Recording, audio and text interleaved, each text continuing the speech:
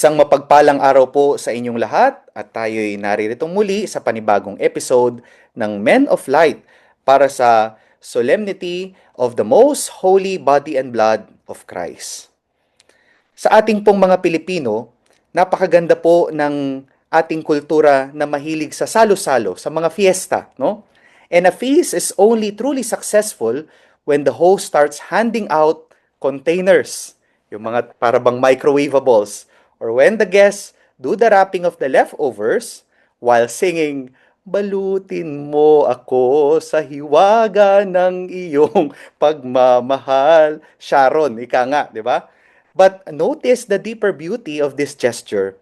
Wrapping food brings joy, hindi lamang dun sa mga nagtitake out, but even more to the host.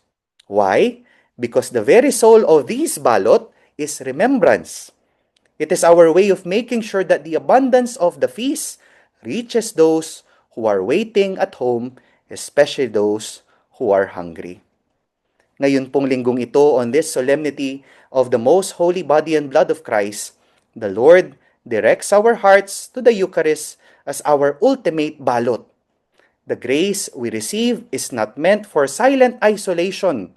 It is meant to be wrapped in our acts of charity and brought directly to the hungry, especially in our neighborhood.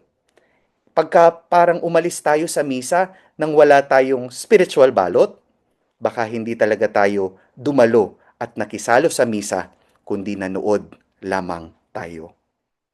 To truly bring home the grace of this wonderful celebration, in our episode today, ating pong pagninilayan itong 3 kilos or 3 movements upang mas higit tayong mabalot sa pagmamahal ng Diyos. And these are handog, hain, at hati. And before we begin our fellowship, pakinggan po muna natin ang Ebanghelyo to be proclaimed to us by Judge Jovay Rosario Mercado.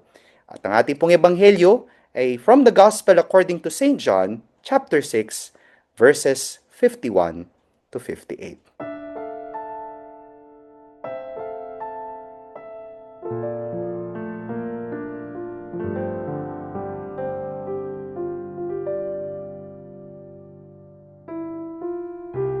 Pagbasa mula sa Ebanghelyo ayon kay San Juan.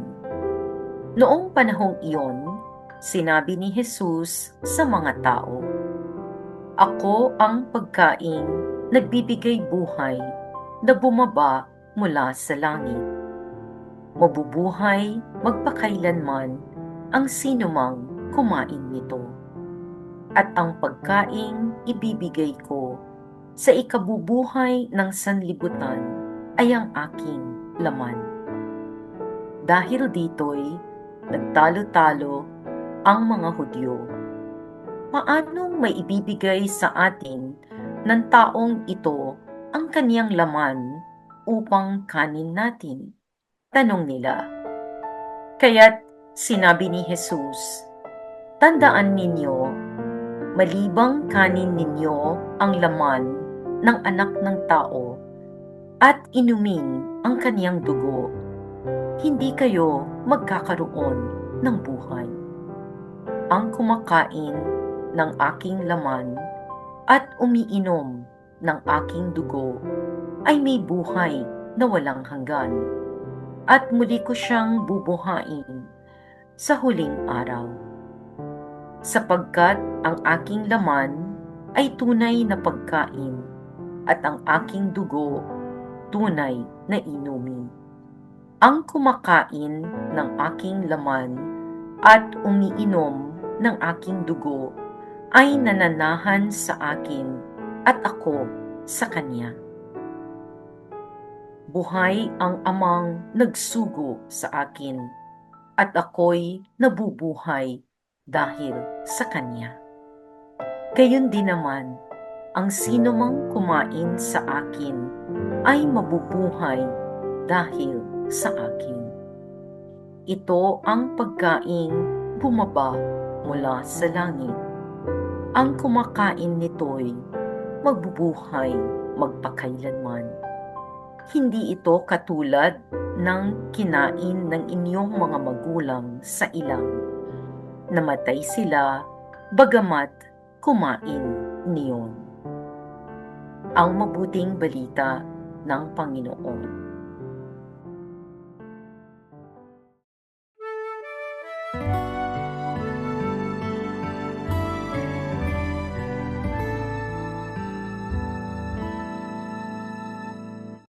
At tayo po'y nagbabalik dito sa Men of Light para sa ating pagninilay sa Solemnity of the Most Holy Body and Blood of Christ. At ang episode title po natin ngayon ay Balutin Mo Ako. Kasama pa rin po ninyo sa episode na ito ang inyong mga lingkod, ang nagbabalik, Father Justin Gatos po ng Social Action Center of Pampanga. Jovay Rosario Mercado po, taga Guagua, Pampanga. Father Edwin Bilay po mula sa Diocese ng Cabanatuan. Kumusta po kayo? At syempre po ang inyong lingkod na nasa likod ng kamera, ang ating mahal na direktor, si Among John ng Conversion of St. Paul Parish, Lubao, Pampanga. At na-miss ko po kayo. Sabi nga po natin kanina bago sa ating pagninilay ay maraming salamat po. Ibibigay ko po itong, kukunin ko po itong opportunity na magpasalamat sa inyo sa pagantabay sa akin, sa inyong mga dasal, at natapos ko na po ang aking pag-aaral ng 2 months doon sa Asian Social Institute. No? Maraming salamat sa mga handog ninyong panalangin. At speaking of handog, punta na ho tayo sa ating unang punto. No? In our first reading from the book of Deuteronomy, Moses commands the people to remember the manna in the desert, isang purong handog na mula sa langit na ipinagkaloob sa bayang naglalakbay ng walang-wala. At sa ating ebanghelyo, we hear Jesus takes this concept of heavenly gift and elevates it to the highest extreme. He declares, I am the living bread that came down from heaven. Ang bagong handog ay hindi na lamang isang pisikal na pagkaing nauubos at natutunaw. It is His very self given for the life of the world. Alam niyo po, Among Edwin at Judge Jovay, no?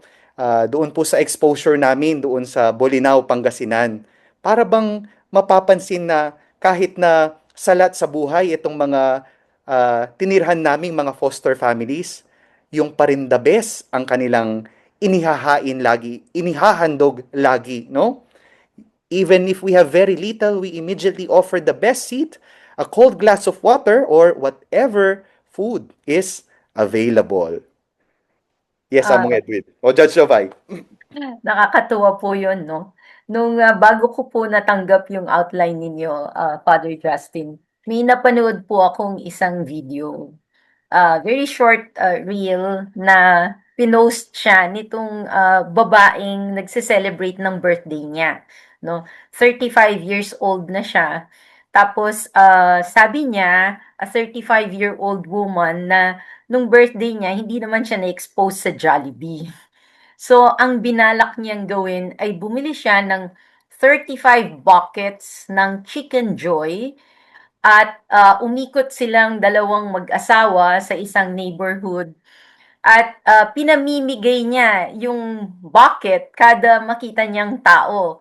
Ang mga natagpuan niyang mga tao, yung mga pauwi na mga laborers, pauwi sa bahay nila. So, ang sinasabi niya, Manong, dinner po, birthday ko po ngayon.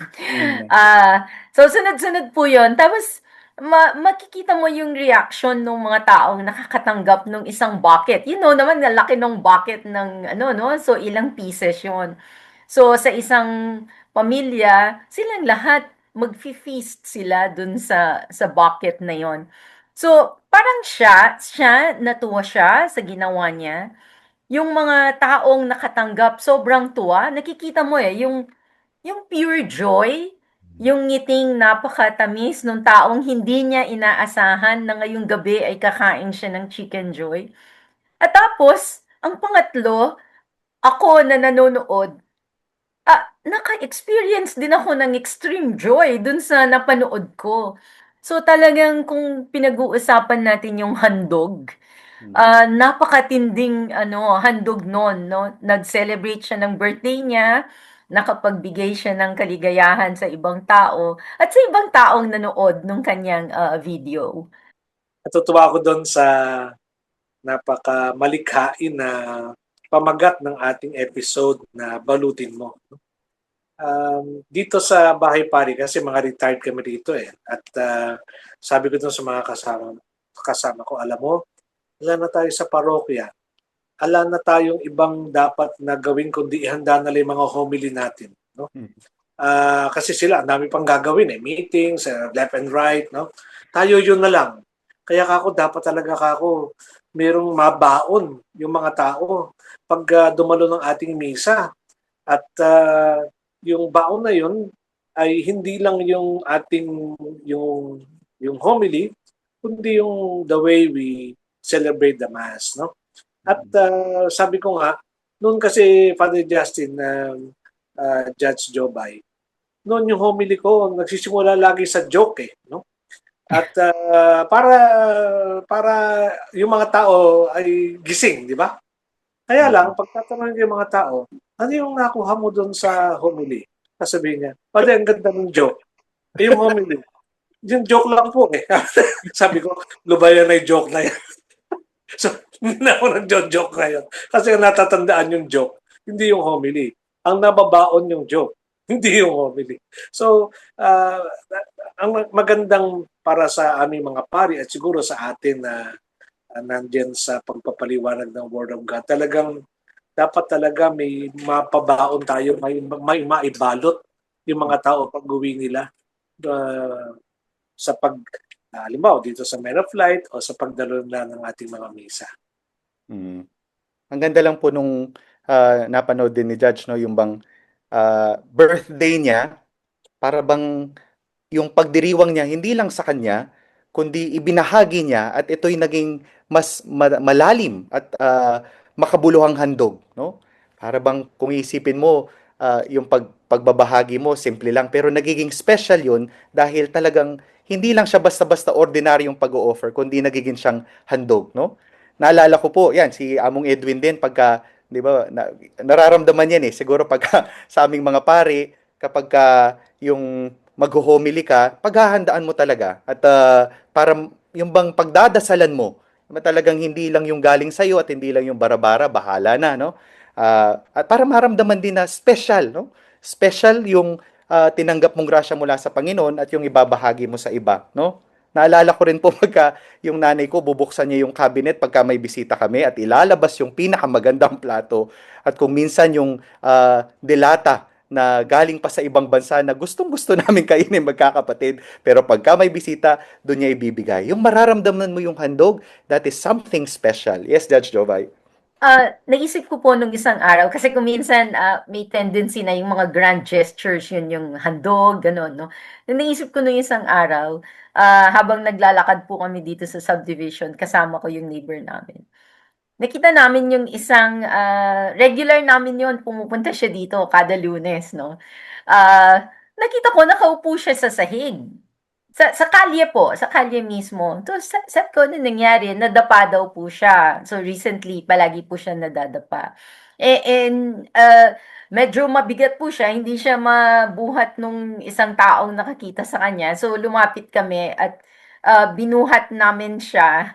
Tapos linakad namin siya at sinakay na namin ng tricycle. Pagkatapos namin siyang bigyan ng ano niya para sa maghapon. Sabi ko sa loob-loob ko, yun yung oras na inialay mo dun sa taong yun, natulungan mo siya dun sa oras ng pangangailangan niya kasi hindi po siya makatayo eh, no? Yung mga bagay ba na maliliit na ganyan, yung handog, kasi tinatanong po ninyo kanina kung anong kalidad ng handog na ibibigay mo, no? Hindi po siya kailangan grand gesture, no? Yung maliliit na bagay na maihahandog mo, para bang naibigay mo sa kanya yung presence mo dun sa oras na yon, no? At pwede nang i-offer yon sa Panginoon. Tapos siya naman, dahil nakatanggap din siya ng ano, ng handog mula sa ibang tao, no? Tinanggap naman din niya ng lubos-lubusan. Para bang chain of kindness, ika nga. Among Edwin? Ihahabol ko lang yung ano. Doon sa, meron tayong prayer doon sa offertory na sinasabi na sana itong aming mga handog ay mapunan mo. Kasi alam namin kulang ito, pero pagka nagkasama, yung handog ko at yung pagtanggap mo, nagiging sapat ito. Siguro ito talaga yung marapat doon. No? Alam nating hindi sasapat, pero pagka tinanggap ito ng Panginoon, sapat na eh. No? Di ba parang yung 5 loaves and 2 fish, no? Alam kulang. Pero sa kamay ng Diyos, yung handog natin, sapat na yun, sumobra pa nga eh. It is the hospitality that gives from the heart, no? Sabi nga po ni Among Edwin, ng ating liturgy of the Eucharist begins with the offertory because God desires to sanctify this ordinary generosity. We bring forward simple bread and wine representing our hard work, our toils and anxieties, and God looks at our humble handog, accepts it, and transform it into the living bread. At magbabalik pa po ang Men of Light. Please stay with us.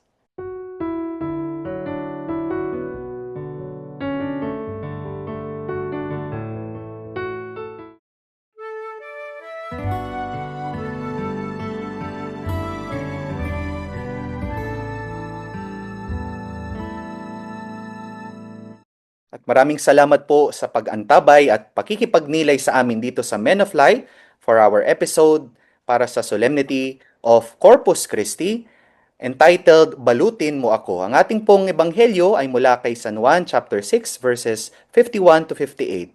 At kung pong kanina, nagnilay tayo patungkol sa handog, ngayon naman sa ikalawang segment, we move to the second point, hain. Pagkatapos mong maghandog, ang mga ito naman ay iyong ihahain. No? In our gospel, Jesus uses visceral, shocking language. The bread that I will give is my flesh for the life of the world.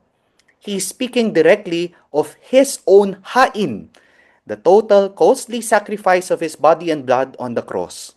At sa ating second reading, St. Paul reinforces this, calling the chalice and the bread a genuine participation in the body and blood of Christ. And so to receive the Eucharist is to enter into a covenant sealed entirely by sacrifice. Sa ating po mga Pilipino, Judge Jovay and Among Edwin, the culture of paghahain goes deeper than just placing food on the table. It is the labor of love that happens long before the guest arrive. Babalik-balikan ko po yung karanasan ko doon sa Bolinao sa community exposure namin, fishing village. Para bang bukod sa sariwa yung pagkain, alam mo yung inihain nila ay huli nila. At itong mga huli nila ay pinagpaguran at talagang labor, no? Yung bang with love talaga yung binibigay nila. Yes, Judge Jovay? Pag naiisip po natin yung word na hain or offer, no, parang naiisip natin palagi yung ating mga magulang, no? Usually sa kultura natin, lalong-lalo na yung mga nanay na who are so selfless, no? Ika nga natin, bago isusubo ay iisipin muna yung anak, no? Itatabi. Ano po yan eh, nakikita mo talaga araw-araw. Tayong lahat may mga nanay tayo. Nakita natin sa mga nanay natin. Itatabi niya yun kasi kunwari, alam ni Father Justin, alam ko na gusto niya to. So itatabi ko. Yung mama siguro ni Father Edwin, ganun din, ano? Ganun kasi yung nanay ko. Naisip ko din yung ibang mga ama na tumatayong bilang nanay at tatay sa kanilang mga anak, no? Araw-araw, sakripisyo, sa gabi may sleepless nights ka pa lalo na kung may pinagdadaanan kayo. Tapos yung quiet presence mo pa ba na kailangan ng mga bata sa oras ng pangangailangan. Meron akong isang, marami akong nababasa ngayon kasi kung minsan lumalabas sila sa reel, no? At least hindi yung negative na ibang nakikita natin sa social media, no? Merong isang anak, sabi niya, she was at a party that she was not supposed to be there, no? So, nakita niya, hindi na niya gusto yung nakikita niya, naririnig niya, nai-experience niya.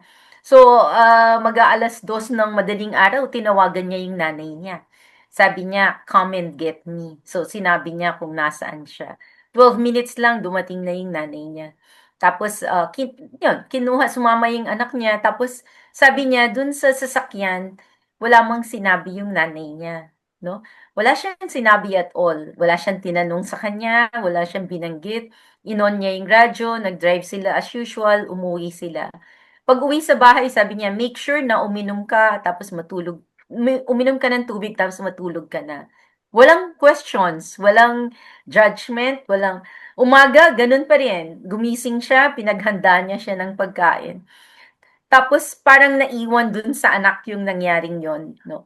So at that moment, yung binigay sa kanyang quiet comfort nung nanay, not judging, no? Binitbit nung bata nung siya ang naging binitbit nung bata nung siya ang naging nanay naman. Yung lesson na natutunan niya doon ay binitbit niya. Alam niya na yung kailangan niya nung oras na yon ay yung comfort nung nanay niya, hindi yung judgment. Yun po yung love that is willing to be spent for another. Yes. Yes, Among Edwin. Yung sa hain naman, ang laging bumabalik sa akin dito yung, iba, yung pagka yung nanay o kung sino man o ate ay nandun na sa table yung pagsasaluhan, nakahain na, dulog na kayo. No? Mm. At alam mo, yung nakikita ko ito sa misa natin, kasi dalawa nga yung hapag dyan, di ba? The table of the word and the table of the Eucharist. No? At doon, para bang nakahanda na nakahain na dudulog na lang. Ala ka nang gagawin, dudulog ka na lang. No?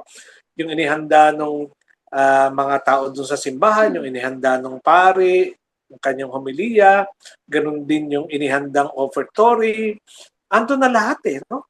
Dudulog ka na lang talaga. So, parang andyan na lahat at ikaw ay inaanyahan ng, makisalo ka dito, no? Sa ating misa, sa ating mesa, sa hapag na ito. At bubusugin kita. Dalawa yung hapag, hindi isa. Dalawa, no? Mm-mm. So, dyan sa salita ng Diyos, bubusugin ka. Sa Eucharistia, bubusugin ka. Nakahain na, dudulog na lang. Ang ganda po no nung ma-appreciate mo rin talaga, no? Hindi lang yung mga pare, kundi yung mga church servers natin na talagang naghahanda rin. Para bang sila rin yung naglilinis, no? Kumbaga, kung piyesta yan, sila yung nagluluto, sila yung namamalengke sa kanilang paghahanda at pagbibigay ng kanilang mga sarili, no? Yun nga yung para bang sa bawat init ng kusina na sa paghahanda, pamimili ng mga rekado, sa bawat paghalo, sabi nga, ito yung mararamdaman mo talaga yung paghahain at pagbibigay nila ng kanilang sarili. Yes, Judge Jovay. Narinig ko po kayo kanina, Father Justin, nabanggit ninyo yung ultimate na ayan na, nahihirapan na ako.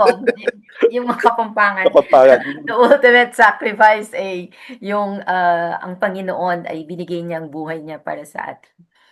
Para bang lahat nakahanda na Oo, lahat ibinigay na sa atin.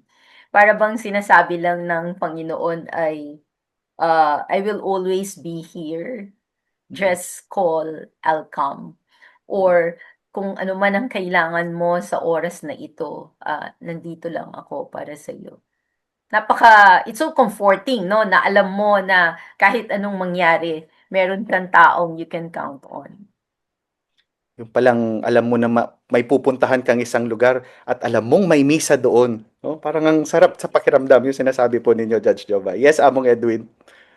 Yung tutuloy ko yung sa hain. No? Yung hain kasi parang inihahain, parang it's free. No? Ano ito? Libre. No? At ika nga, at yung hain na ito ay sinabi rin sa Ebanghelyo na magbibigay buhay sa iyo. Parang ala kang dapat gawin na lang kasi it's there, no? And you have to feast on it and share the meal that was prepared, no? Kaya sa akin ang bait, ang buti ng Diyos na inihahain lahat ito at yun nga, dudulog na lang tayo. Salamat sa Diyos. Amen. Siguro maganda po sa ating ikalawang punto, let us do an honest spiritual self-check, no? Am I truly willing to offer a hain for the people I claim to love? Or do I only love when it is convenient, comfortable, and cost-free? Sabi nga, look closely at our relationship sa ating bahay, sa ating mga trabaho, sa opisina, or even in our communities. Where is Jesus calling you to swallow your pride, endure a hardship, extend forgiveness, and offer a sacrifice, a hain of patience and humility? At magbabalik pa po ang Men of Light. Please stay with us.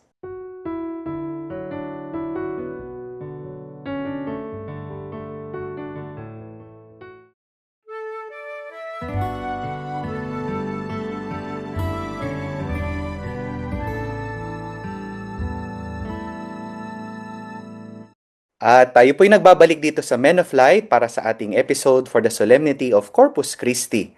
At kung kayo po'y nakatutok pa rin sa ating episode, please share our reflection sa inyong mga social media accounts para mas marami ang maabot ng ating pagninilay at pagsasalo-salo. At kasama pa rin po ang inyong mga lingkod, Judge Jovay, Among Edwin, Among John, at Among Justin. No? Nasa ikatlong bahagi na ho tayo. Pagkatapos nating maghandog at maghain, mahalaga rin yung paghahati. No? In our second reading, St. Paul writes, "Because the loaf of bread is one, we, though many, are one body, for we all partake of the one loaf." Yung pong isang single loaf of bread to feed a vast, hungry crowd, it must first undergo paghahati. No? It must be broken apart. Without the breaking, there can be no distribution. And without distribution, there is no communion and community. The breaking is exactly what transformed a solitary gift into a communal salo-salo. No? Napakaganda po sa atin yung kultura nating Pilipino, yung traditional na tinatawag nating budol fight. No? Para pong ni-research ko itong paraan natin ng pagkain, pagsasalo-salo na to. This dining style became a popular within the Philippine Military Academy to promote camaraderie and equality among soldiers regardless of rank. No? Ito po yung the traditional indigenous term for this style of eating with hands of banana leaves is kamayan. No? Ito po yung paanyaya rin sa atin. In this space, all barrier drops, we become equals because we are sharing from the same exact source. Judge Jobay?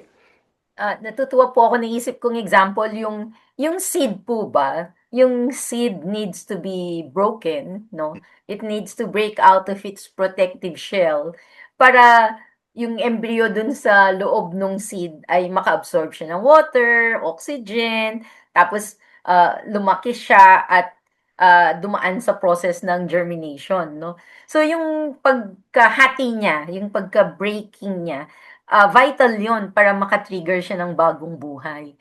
So much so na sa John 12:24, sinabi doon na unless a grain of wheat falls to the ground and dies, it remains just a grain of wheat. But if it dies, it produces much fruit. Parang kung minsan may mga kailangan tayong sakripisyo, we need to be broken in order for us to grow and to live the life that the Lord has in store for us. Parang gusto ko lang pong idagdag doon, Judge, no? Among Edwin, yung wheat na yon, hindi lamang siya mababreak na yung para sa seed siya tapos magiging wheat, kundi yung wheat din nila yon ay didikdikin upang maging harina at higit na maging For inaan. another process, no? Amen. So parang Yeah. sunod-sunod, no?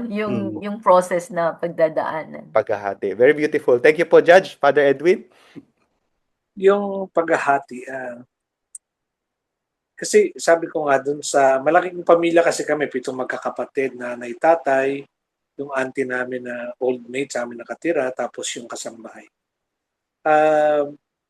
Talagang yung pagdulog namin sa nakahain, alam ko konti lang yung yung pagsasaluhan namin. Pero nagkakasya eh.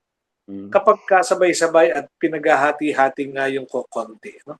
Lahat naman masaya dahil marami yung kwentuhan, marami yung tawanan. Sabi ko, siguro kalahati ng aming busog, hangin. Kasi Tama na kami ng tawanan. Dahil, yun nga, maliliit lang yung parte ng karne o isda, no? Pero dahil salo-salo at nakakahati-hati, Mm, kumakasya eh. Hindi mm, ko alam kung ano yung magic na nandun, but uh, nung bata ako, yun ang recollection ko. mm, For a little na kung ano man yun, meat or fish, kumakasya kasi nakakahati-hati. Parang nag-aalalayan kayo. mm, Dahil alam mo, pagka malaki yung share mo, baka maubos yung iba eh. So parang mm. tinitipid mo konting isang ulam, tatlong kanin yung susubo mo para may lasa-lasa na konti. Pareho ko yun yung wisdom nung hati-hati, pinaghati-hati niya, di ba? Yung tinapay at ipinamigay. Napakaganda, ito po yung nami-miss ko talaga sa ano itong last 2 months na to, yung mga face-to-face taping natin, no?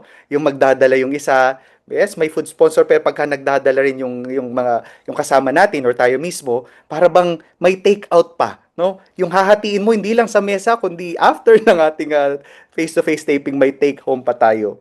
A pristine unbroken loaf of bread kept safely inside a display shelf can be admired, but it cannot feed a starving person, no? Christ allows himself to be broken in every mass so that we can all share him equally. Yes, Judge.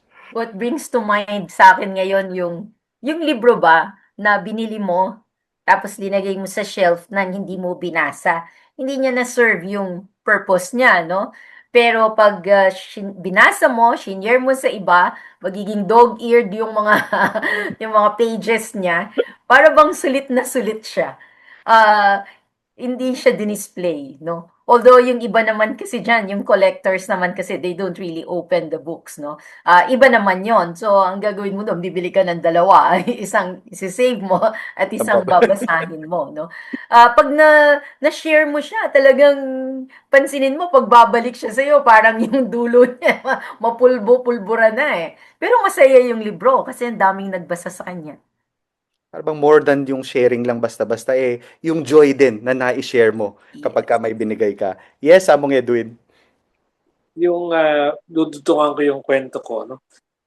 Sabi ko nga, yung konti na pinaghati-hatian, dahil siguro nga hindi lang yung pagkain, kundi yung kwentong buhay, yung galak, no?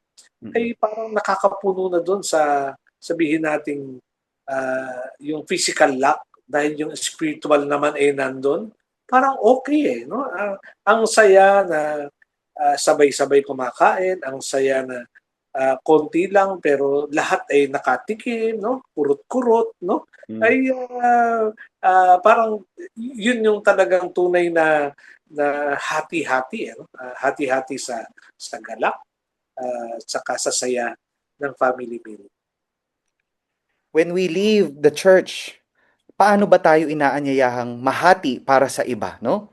Pagkatapos ng misa, aalis na tayo sa simbahan, paano tayo inaanyayahang mahati sa iba, no?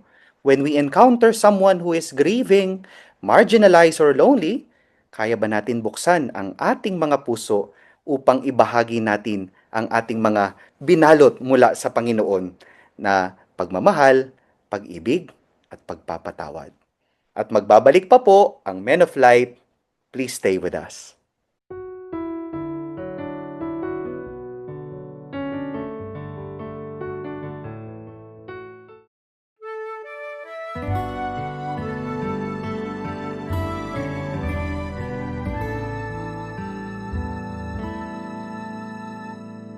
Tayo po'y nagbabalik dito pa rin sa Men of Light para sa ating episode for the solemnity of the Most Holy Body and Blood of Christ entitled Balutin Mo Ako. At sa segment pong ito, atin naman babasahin ang inyong mga comments and reflections na iniwan ninyo sa ating mga social media accounts, especially sa Daylight, sa YouTube at Facebook. After that, babatiin naman ho natin ang ating pong mga kapamilya mula sa Men of Light communities who are celebrating their special days this week. And then to wrap things up, we will have a short summary of our reflection, a simple weekly assignment, and we will cap off our episode with a closing prayer and final blessing to be given to us by Among Edwin. Pero bago pong lahat, Judge Jovay, please take the floor. Maraming salamat po, Father Justin. Ah, Muli po, nagpapasalamat po kami sa ating mga kaparokya sa ere, no? Sa Facebook at YouTube accounts ng Men of Light, ang dami pong nag-iwan ng mga messages. Nagpapasalamat po kami kay Brother Edgar Yap kasi palagi po niyang sinasummarize yung mga episodes ng Men of Light at saka sa Daylight, no? Ah, Tuwang-tuwa po ang ating mga kaparokya nung last episode na ang nag-host po ay si Cardinal Lambo at nag-co-host po si Father Deo at si Father Raul. Sabi po nila, yung original Men of Light, very fun daw yung episode kasi punong-puno siya ng lots of fun and laughter, sabi nila. Natututo sila at the same time natuwa sila. No, and which is a very good combination. Si Elizabeth Kuraming naman po, nag-react po siya sa daylight reflection ni Father Edwin. Incidentally, welcome po sa daylight, Father Edwin. Opo. Sabi po niya, Mother Mary is also our mother, comforter, greater intercessor to to her son, Jesus.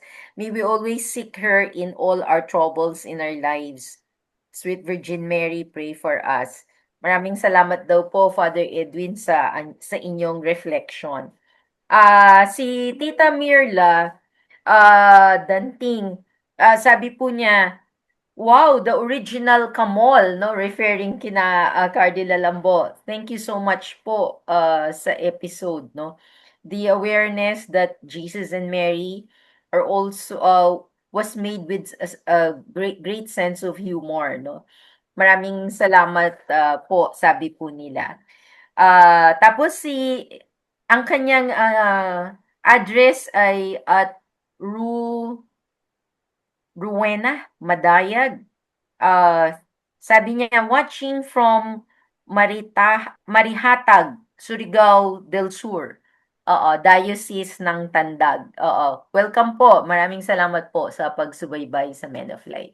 Father Justin? Salamat po, Judge Jovay. At para naman po sa mga nagdiriwang ng iba't ibang mga espesyal na okasyon sa kanilang buhay para po sa ating episode, week June 7 to 13, ang mga Pampanga clergy po na nagdiriwang ng kanilang kaarawan, June 11, among Homer Policarpio, and June 13, Father Anthony Cortez. At gayon naman din po ang ating pong mga birthday celebrators, ang ating pong mga kapamilya, mga kaibigan.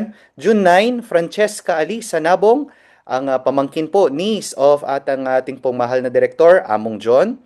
Siyempre po, babatiin ko na rin po ang aking kasamahan dito sa sakop mula sa Livelihood Development Services Unit, si Miss Cherish Francisco, June 11 naman, ang kanyang birthday. At ang June po ay special na buwan para sa amin hong batch, no, ng mga pari. Dahil po ito yung simula ng aming ordination month. Ayan.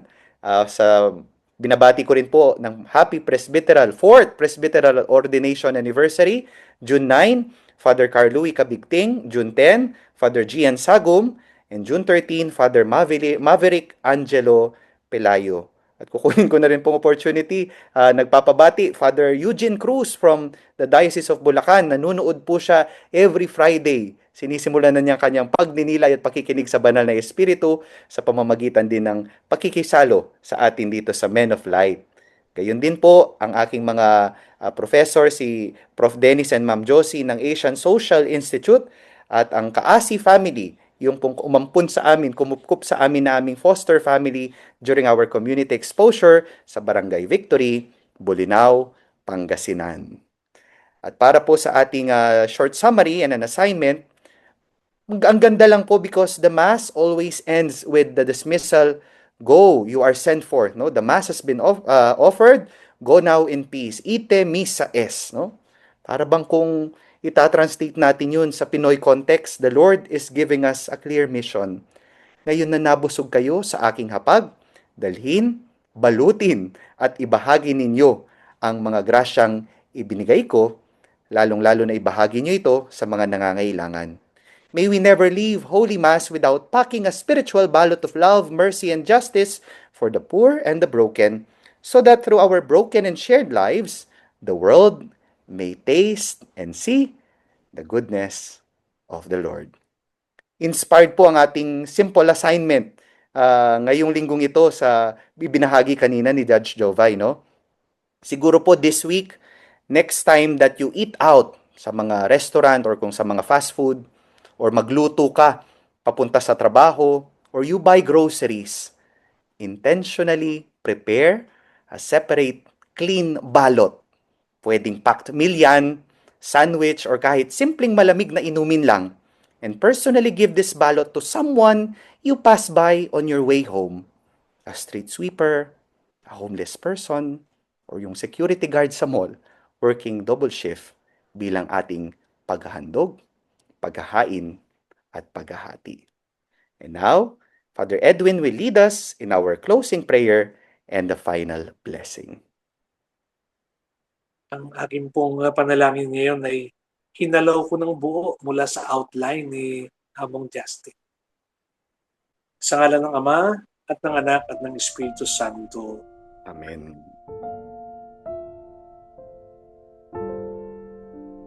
Lord, sa tuwing may handaan sa aming tahanan, may isang bagay na hindi nawawala, ang magbalot. Hindi dahil sakim kami, kundi dahil may mga taong nais naming maalaala kahit wala sila sa hapag. May mga naghihintay sa bahay, may mga hindi nakasalo, may mga nagugutom. At ngayon sa kapistahan ng iyong katawan at dugo, napagtanto ko na marahil ito rin ang ginagawa mo sa amin sa bawat misa.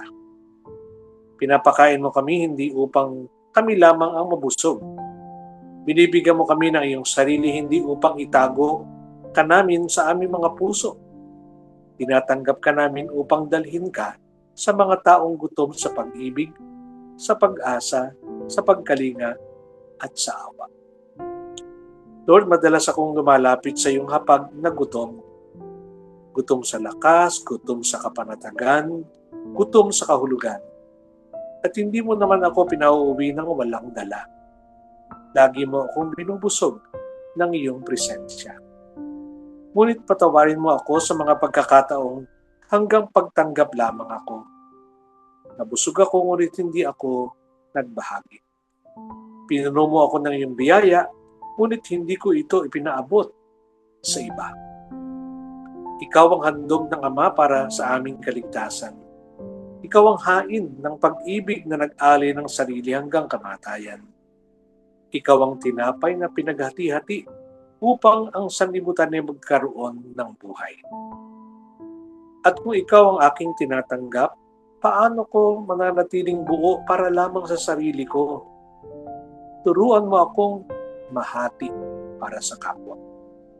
Kapag may taong nangangailangan ng pakikinig, gawin mo akong taingang handang makinig.